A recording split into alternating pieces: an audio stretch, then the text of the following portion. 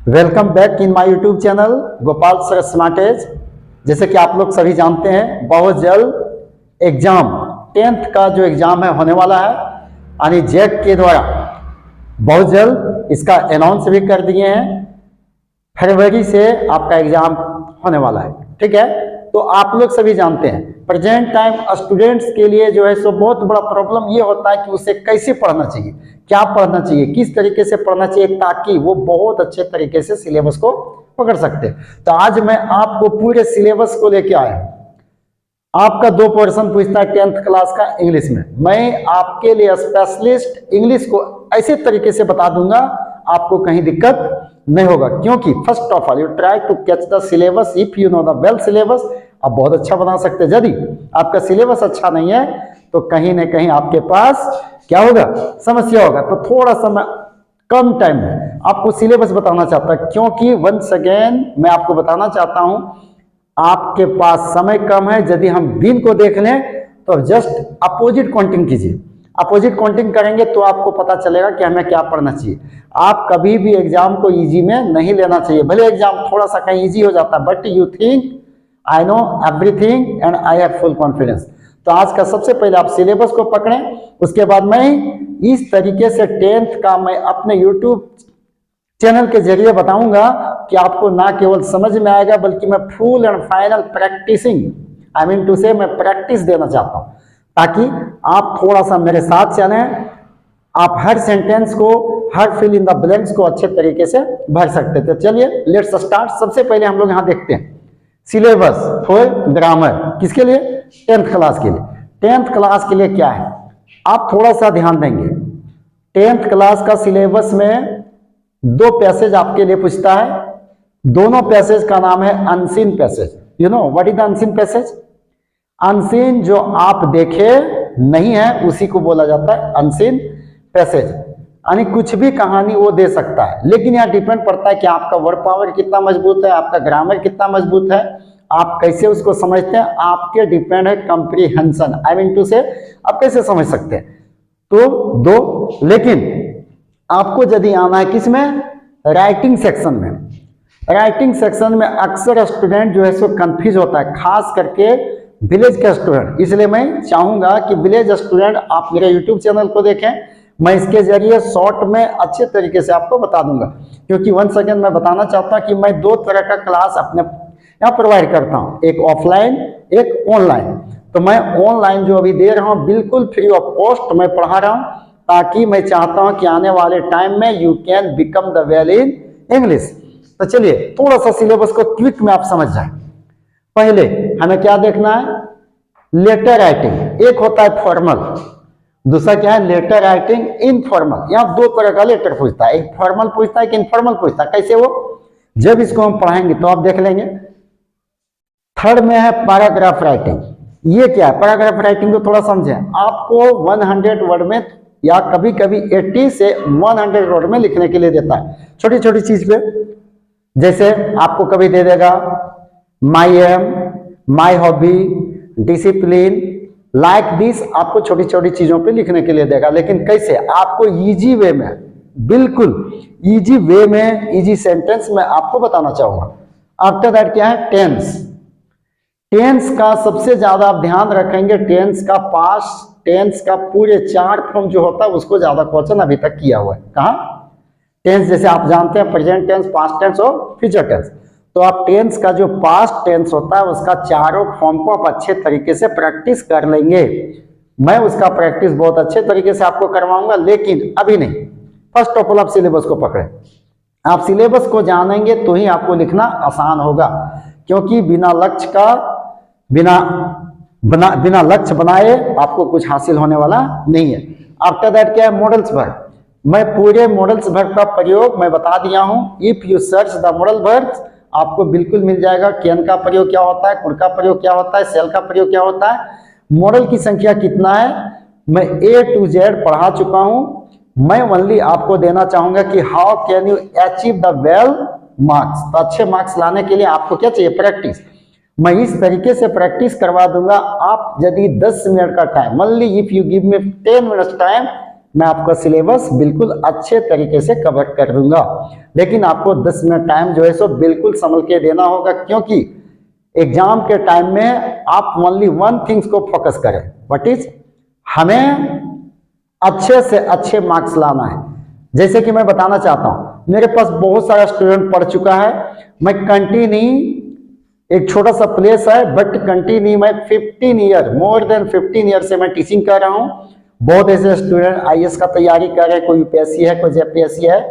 एक मेरा पुराना स्टूडेंट मिला, वो बता रहा था कि सर कोई भी हाल में स्टूडेंट को बोलिएगा कि कवर करे इंग्लिश को, क्योंकि अभी भी भले हम लोग को यूपीएससी का एग्जाम हिंदी में लिखना पड़ता है, लेकिन होता क्या है, अभी भी ज़्यादा फोकस इंग्लिश पे ही होता है। इसलिए आप थोड़ा सा ध्यान दें, ये आपके लिए सुटेबल टाइम है। आप थोड़ा सा सुटेबल टाइम पे ध्यान देंगे कि हमें इंग्लिश पढ़ना है। आप 10 मिनट मेरे पास अच्छे तरीके से दे दिए, 15 मिनट अच्छे तरीके से दे दिए, तो मैं आपको गारंटी देता हूँ 100% मेरा जो क्वेश्चन है आपका भिड़ेगा।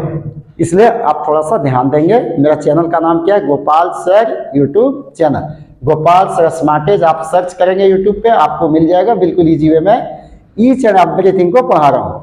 तो चलिए, मॉडल को हम अभी प्रैक्टिस में देंगे, अभी दिए नहीं है। आगे है आपका नॉन फाइनाइट वर्ब। ये नॉन फाइनाइट जो है स्टूडेंट को अक्सर कंफ्यूजन होता है, बट मैं कम टाइम में बहुत अच्छे तरीके से आपको नॉन फाइनाइट वर्ब को पढ़ाना चाहूंगा। आप यदि मेरे यूट्यूब चैनल को देखेंगे तो आपको समझ में आ जाएगा। Non finite verb, after that clause. Clause में भी स्टूडेंट फंस जाता है, नॉन फाइनाइट में फंस जाता है, या स्टूडेंट को समझ में नहीं आता कि हमें क्या किस तरीके से भरना चाहिए। इसलिए ये सब समझने के लिए थोड़ा सा आप डिफिनेशन पे ध्यान देंगे। I will teach U a tall easy way what is the definition of clause, what is the definition of non finite verb. तो आगे मेरा सिलेबस में सबसे पहले मैं चाहूंगा, इसके बाद जो मुझे पढ़ाना है वो क्या पढ़ाएंगे, नॉन फाइनाइट वर्ब ही पढ़ाएंगे, क्योंकि बहुत ऐसे स्टूडेंट को नॉन फाइनाइट समझ में नहीं आता। टेंस तो लगभग वो पढ़ता है, लेकिन आप प्रैक्टिस मेरे साथ करेंगे तो ही पता चलेगा कि हम कितना कमजोर हैं अपने आप को, या नहीं तो हम कितना तेज हैं। आफ्टर दैट क्या है, एक्टिव एंड पैसिव वॉइस। ये सबसे ज्यादा मोस्ट इंपॉर्टेंट चैप्टर है, लेकिन यहाँ बहुत आपको ध्यान देने की जरूरत नहीं है। क्यों नहीं है, तो थोड़ा सा यहाँ ध्यान देंगे, क्योंकि एक्टिव एंड पैसिव वॉइस से क्वेश्चन ओनली 2 नंबर का पूछता है, वो भी इजी। आपको सिंपल वे में आप किताब से देख लेंगे, आपको समझ में आ जाएगा। ये जितना लंबा पढ़ना है उतना शॉर्ट में से पूछा जाता है, तो उसमें थोड़ा सा टाइम कम देना है।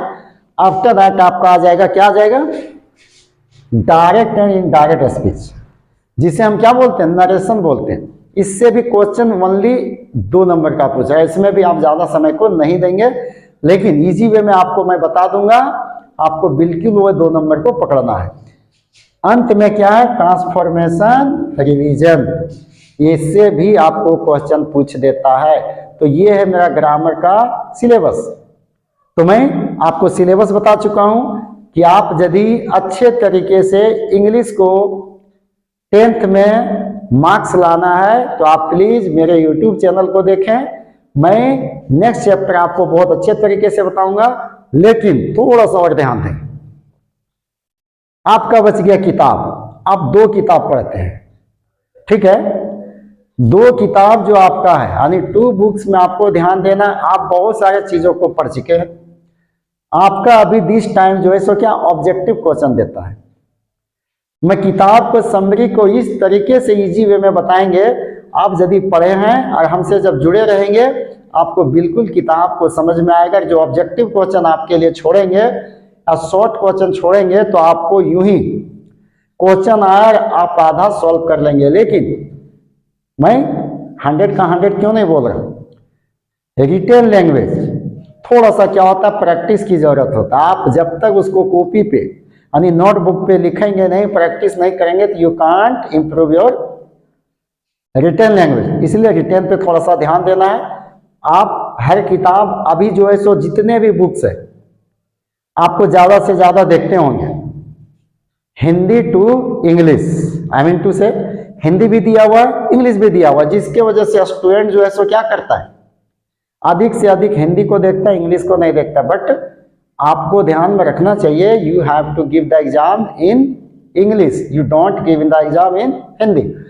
तो आप हिंदी के साथ इंग्लिश को भी पढ़ें, तो ही आपका ऑब्जेक्टिव क्वेश्चन पकड़ाएगा, लॉन्ग क्वेश्चन लिख पाओगे, नहीं तो आप नहीं लिख सकते हैं। अभी के टाइम में स्टूडेंट जो है सो 80% मार्क्स इजी ले आ रहे हैं।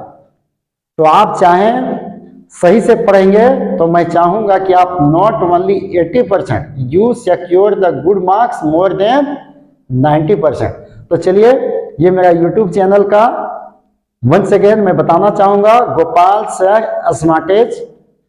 आप सब्सक्राइब कर लें, अपने दोस्त को भी सब्सक्राइब करवा दें, क्योंकि यदि आप चाहते हैं कि मैं 10th क्लास में अच्छे से अच्छे मार्क्स को लाएं, तो आप मेरे यूट्यूब चैनल पे बने रहें।